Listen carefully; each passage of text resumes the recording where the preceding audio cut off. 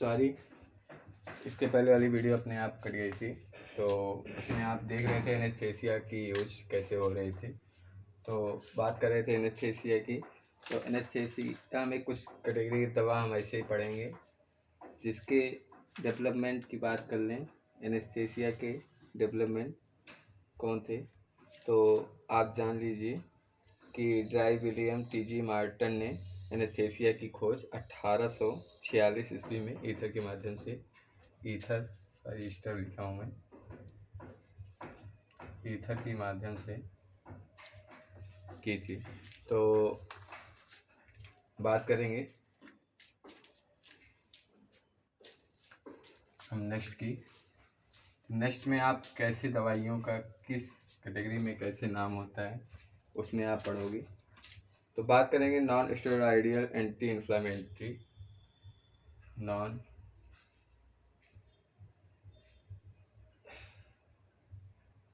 Anti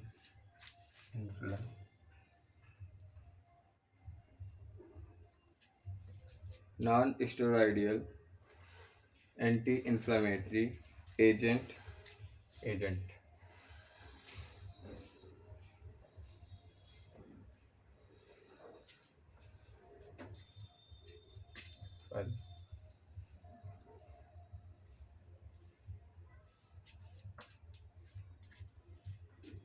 जी। इसके बाद यहाँ रहेगा sir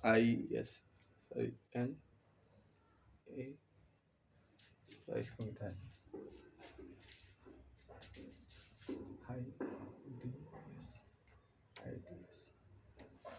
non steroidal anti inflammatory, इसको बोलते हैं एजेंट, जो ड्रग्स होता है। एजेंट मीन्स ड्रग्स, दवाएं। इसमें बात करेंगे क्या होता है ये। उसके बाद सेकंड बात करेंगे हम, ये इंट्रोडक्शन में ये आप देख रहे हैं कार्डियो वैस्कुलर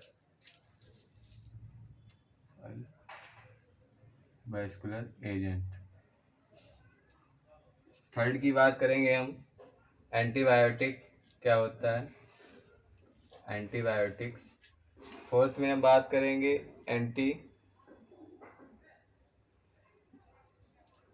जो टीबी होता है, ट्यूबरकुलोसिस, ट्यूबरकुलर ड्रग्स या एजेंट। 5 की बात करें तो हम इसमें बात करेंगे एंटीसेप्टिक।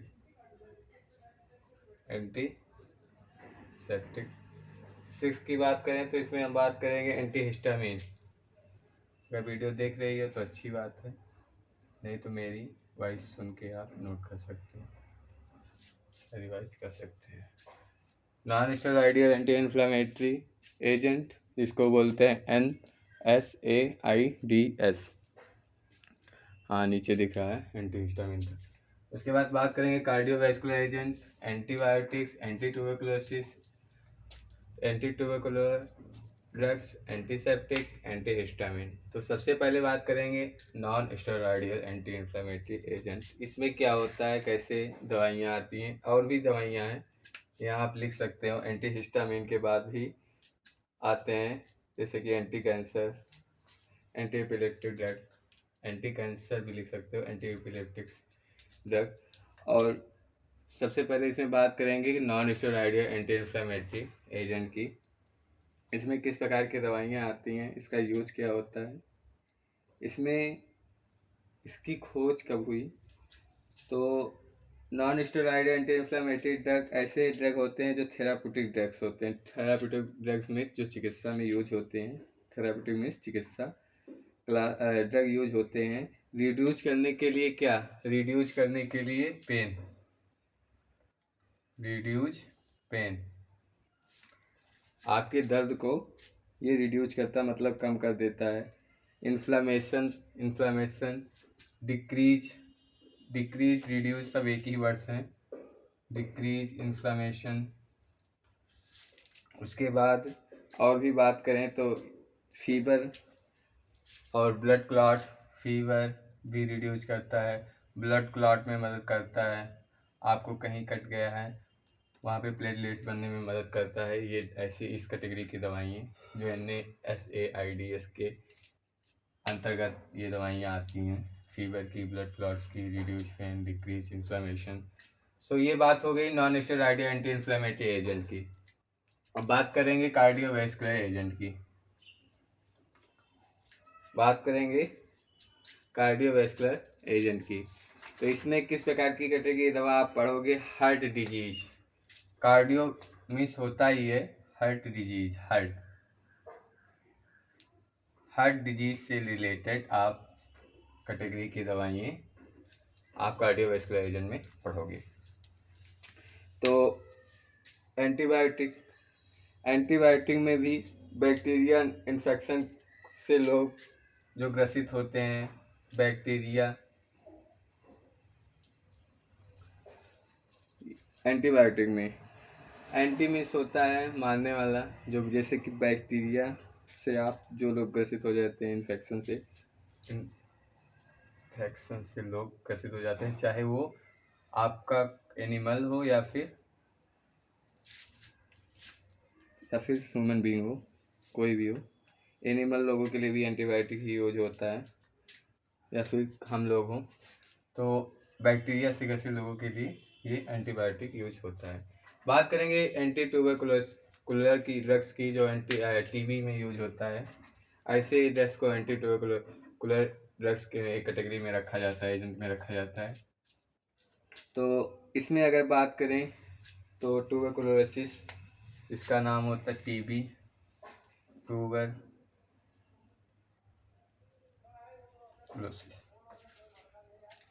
और अगर बात करें नेक्स्ट की, ये एंटीसेप्टिक में ये प्रकार के चाहे ह्यूमन हो या एनिमल, इनके हार्मफुल माइक्रो ऑर्गेनिज्म होते हैं, माइक्रोब्स के द्वारा माइक्रो ऑर्गेनिज्म से जो ग्रसित लोग होते हैं उनमें एंटीसेप्टिक कैटेगरी की दवा यूज होती है। बात करेंगे एंटीहिस्टामिन की। एंटीहिस्टामिन से जो एलर्जी से ग्रसित होते हैं, जिनको अपने आप दाने निकलने लगते हैं, नहाने से किसी चीज़ को एलर्जी हो जाती है, या फिर किसी को रोटी से भी, गेहूं की रोटी से, मक्के की रोटी से, किसी भी चीज़ से आपको एलर्जी हो सकती है। ये आपके ब्लड पे डिपेंड करता है, खून पतला है, मोटा है, कैसा है, उसमें प्लेटलेट्स, उसमें सब कुछ अगर आपके ब्लड पे डिपेंड करेगा एलर्जी होने के लिए। तो उसमें एंटी हिस्टामिन का यूज होता है एलर्जी के लिए, जो इनहिबिट कर देता है एलर्जी को। ये सब कैसे इनहिबिट करता है, कैसे इसके mode of action, synthesis mechanism, हर एक चीज़ आप इस मेडिसिन केमिस्ट्री में आप पढ़ोगे। तो ये छोटा सा सिर्फ इंट्रोडक्शन है, ऐसे ऐसे कैटेगरी की दवाइयाँ आप पढ़ोगे।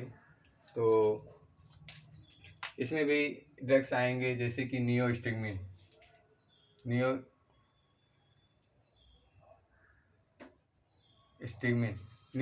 किस कैटेगरी की दवा है? कोलिनर्जिक कैटेगरी की दवा है। और कोलिनर्जिक क्या होता है, ये सब चीज़ें आप ब्रीफ में डिस्कस करोगे मेडिसिनल केमिस्ट्री में। अब इसके बाद अगर बात करें, एंटी कैंसर है, उसके बाद एंटी हिस्टामिन ड्रग है, एंटी एपिलेप्टिक ड्रग्स में आप पढ़ोगे। एंटी कैंसर में उसके एंटी मीन्स होता है मारने वाला, कैंसर आप जानती होंगी, सब ब्रीफ में आगे डिस्कस करेंगे ऐसे क्या। ये छोटा सा पहले इंट्रो आप जान लीजिए, उसके बाद बात करेंगे हिस्ट्री की। आप सिर्फ ये लेक्चर सुन के भी कवर कर सकते हैं, समझ सकते हैं, आप रुचि ले सकते हैं मेडिसिनल केमिस्ट्री में। ये सब्जेक्ट फार्मेसी लोगों के लिए भी इन्वॉल्व है, MBBS वालों के लिए भी इन्वॉल्व है। तो अब बात करेंगे हिस्ट्री की।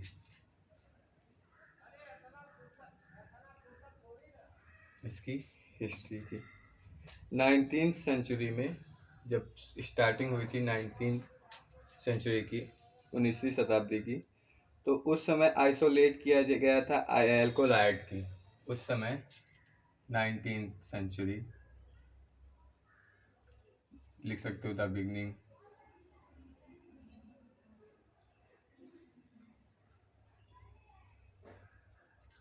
19th सेंचुरी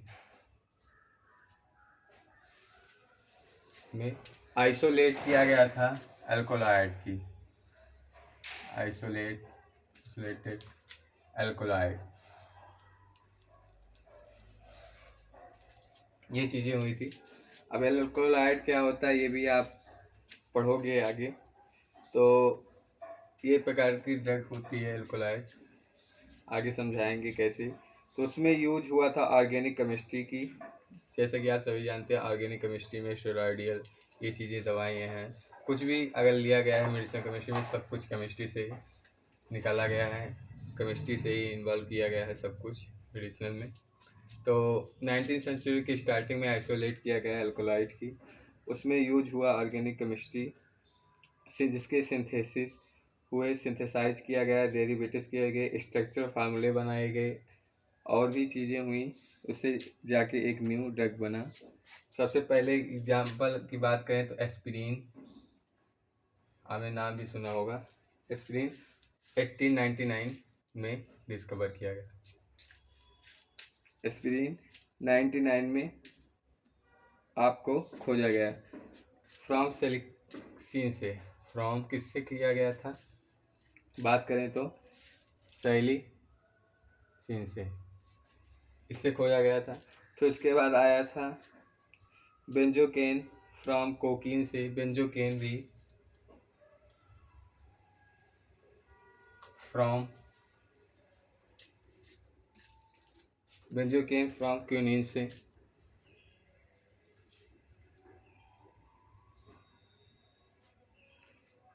कोकीन से, क्यूनिन से नहीं, कोकीन से खोजा गया। कोकीन CAIN नहीं रहेगा, कोकीन से बेंजोकेन, ऐसे ऐसे चीज़ें खोजी गई जो कि आइसोलेट होते रहे हिस्ट्री में। फिर इसकी बात करें कि 1945 से लेके 1965 में कंसीडर किया गया गोल्डन एरा की, जो कि नई खोजें हुई, जैसे कि उसमें आ गया बेंजोडाइजेपिन, हाइपरलिप्टिस, कार्डियोस्टेरॉइड, एंटी डिप्रेसेंट, ये सब चीज़ें गोल्डन एरा में खोज हुई। बेंजोडाइजेपिन,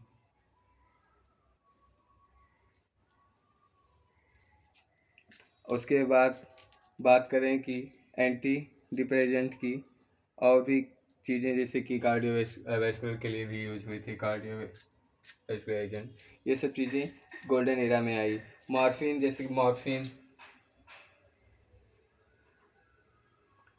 मॉर्फिन की खोज हुई थी 1803 में। ये होता है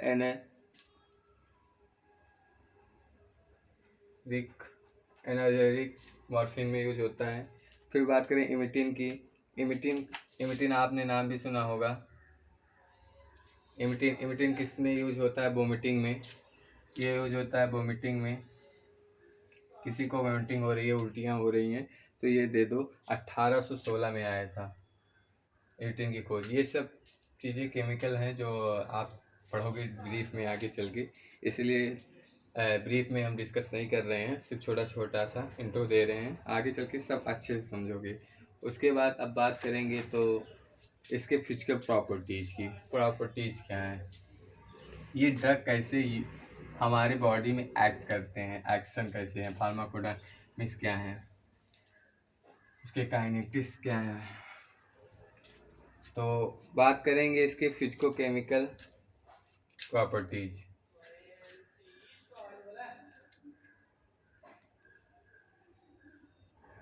केमिकल है तो केमिकल ही लिखा जाएगा, प्रॉपर्टीज, फिजिकल केमिकल प्रॉपर्टीज। तो फिजिकल केमिकल प्रॉपर्टीज की बात करेंगे। 1 मिनट, वीडियो पुश करना चाहेंगे, कोई आ गया है, सॉरी अगर डिस्टर्ब हुए हैं तो, किए हो तो। फिजिको केमिकल प्रॉपर्टीज की बात करेंगे, इसमें आप पढ़ोगे आयोनाइजेशन, ड्रग का आयोनाइज्ड कैसे होता है इन बॉडी में, आयोनाइजेशन ऑफ ड्रग, इस चीज़ की आप बात करोगे।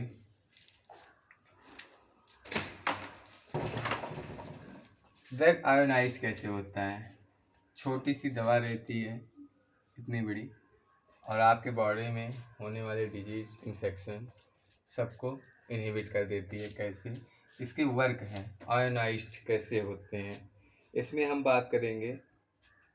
अगर वीडियो लॉन्ग नहीं हो रहा हो तो इसको भी कवर कर लेते हैं इसी वीडियो में।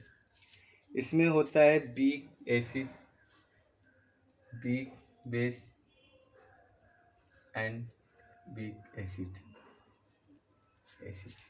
हमारे बॉडी में जैसे आपको पता ही होगा एसिड होता है, इन्वॉल्व होता है HCl। कुछ ड्रग स्टमच में जाती हैं, उसके बाद इंटेस्टाइन में जाती हैं, वहाँ से रिलीज होती हैं पूरे बॉडी में, वहाँ से एक्शन करती हैं। लेकिन कुछ ड्रग ऐसे भी होते हैं जो डायरेक्ट प्रोवाइड करा दिए जाते हैं ब्लड में। जैसे कि आप सबको पता होगा ब्लड भी हमारा एक प्रकार का बेस ही है, तो कुछ उसमें प्रेजेंट होते हैं। तो ऐसे ड्रग बनाए जाते हैं जो वीक बेस भी हो, एसिड भी हो, जो एसिड भी फॉर्म करता हो और बेस का भी फॉर्म प्रेजेंट करता हो। तो डिपेंड करता है उसके पीएच पे, उसके पीएच वैल्यू पे। हर एक आयोनाइज्ड ड्रग डिपेंड करता है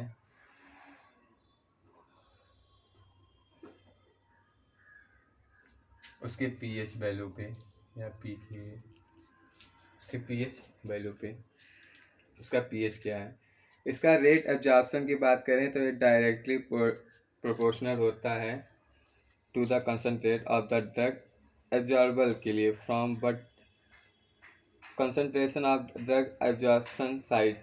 इसके कुछ अगर बात करें कि ये रिलीज क्या करता है, ये रिलीज करता है इलेक्ट्रॉन और पॉजिटिव इलेक्ट्रॉन। जैसे कि अगर बात करें इसके आयनिक फॉर्म की, ये कोई एक ड्रग है जो रिलीज करता है ई नेगेटिव और ई पॉजिटिव के लिए। ये क्या करता है, जो ई नेगेटिव होता है वो ए प्लस से, मतलब कि आपके बॉडी में प्रेजेंट जो पॉजिटिव चार्ज होते हैं उनसे जाके रिएक्ट करता है, ये माइनस वाले से रिएक्ट करता है, ऐसे फॉर्म करता है कैटायन से। इसमें 3 चीज़ें रोल निभाती हैं। इसमें रूल इसके 3 चीज़ें हैं जो आप देखोगे, लाइब्रेशन, एब्जॉर्प्शन और डिस्ट्रीब्यूशन। फिर लाइब्रेशन में आप क्या देखोगे, कैसे ये ड्रग मॉलिक्यूल्स लिबरेट होती हैं, कैसे रिसेप्टर से कंबाइन होती हैं। कुछ रिसेप्टर होते हैं, ये ड्रग्स है, ये डाइल्यूट होती है, छोटे छोटे फॉर्म में टूटती है, और उसके बाद ये जाके इससे कंबाइन, ये इससे कुछ ड्रग आप एक ड्रग लेते हैं 500 mg की, तो उसमें वो ड्रग जाके आपके बॉडी में सिर्फ 350 या 400 ही वर्क करती है। तो कुछ ड्रगें इनहिबिट होके एक्सक्रीट आउट हो जाती हैं आपके यूरिन के माध्यम से। तो ये रिसेप्टर होते हैं आपकी बॉडी में। रिसेप्टर भी आपको समझाएंगे कैसे होते हैं, कैसे कंबाइन करते हैं, उसको जाके कंबाइन करके ये अपना एक्शन रोल शो करता है। ये इस प्रकार के आयोनाइजेशन ऑफ ड्रग में। तो नेक्स्ट की अगर बात करें तो इसमें भी पार्टीशन कॉफिशिएंट आएंगे। ये जैसे कि HCl आपकी ड्रग हो गए, H+ में टूटता है, Cl- में एसिड स्ट्रक्चर है। उसके बाद ऐसे ऐसे ड्रग हो गए जो आपकी H+ में, उसके बाद माइनस में फॉर्म करेंगे, नेगेटिव पॉजिटिव। तो ऐसी ड्रगें आयोनाइज होती हैं आपकी बॉडी में। अगर वीडियो लॉन्ग ना हो रहा हो तो एक और भी टॉपिक कवर कर लेते हैं इसमें, पार्टीशन कॉफिशिएंट। ऐसे ही सुन लो, नेक्स्ट टॉपिक में पार्टीशन कॉफिशिएंट की बात करेंगे, पार्टीशन कॉफिशिएंट की। तो इसमें आप बात करेंगे कि पार्टीशन कॉफिशिएंट हाइड्रोफिलिक और लाइफोफिलिक होता है, नेचर की मेडिसिन होती है। Hydrophilic and लाइफोफिलिक,